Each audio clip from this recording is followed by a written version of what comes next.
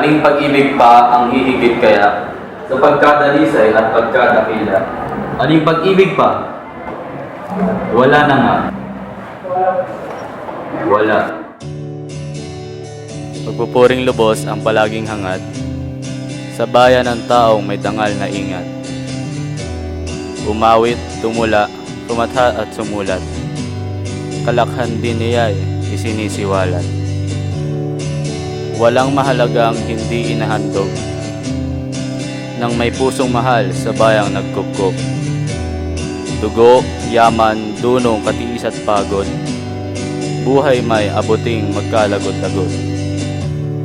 Bakit alin ito nasakdal ng laki na hinahandugan ng pusong pagkasi na sa lalong mahal na kapangyayari at ginugulan ng buhay na iwi?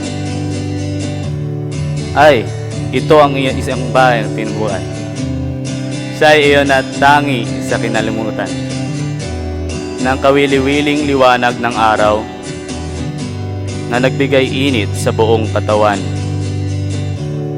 Kalakip din ito'y pag-ibig sa bayan, ang lahat ng lalong sa gunita'y mahal.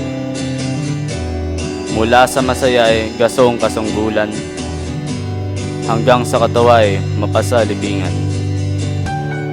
Sa aba ng abang mawalay sa bayan, gunita may laging sakbibi ng lumbay. Walang alaala't inaasam, kundi ang makita'y lupang tinubuan.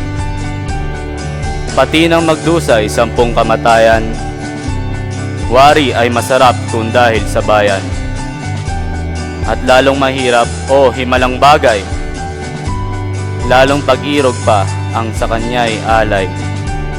Kung ang bayan ito'y mapasa sa panganib at siya ay dapat na ipagtangkilik, ang anak, asawa, magulang, kapatid, isang tawag niya ay tatalidang pilit. Hayo na nga, hayo kayong nagabuhay sa pag-asang lubos ng kaginhawaan at walang tinamo kundi kapaitan.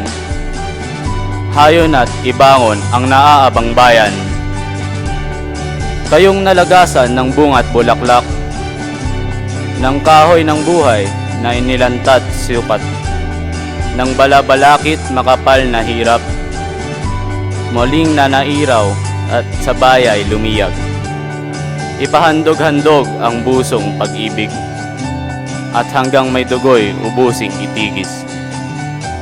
Kung sa pagtatanggol buhay ay mapatid, Ito'y kapalaran ng tunay na langit.